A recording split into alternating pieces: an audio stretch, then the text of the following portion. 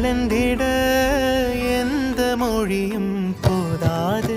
இவன் அண்ணன் பாதி தந்தை மீதி ஆனானே ஆனானே. தம்பி என்ற நிலையை கடந்து போனானே போனானே. யாழி சூழ்ந்த உலகிலே யாவும் அழகாச்சே. வயதை மீறிய வாழ்விலே சிறு கவிதை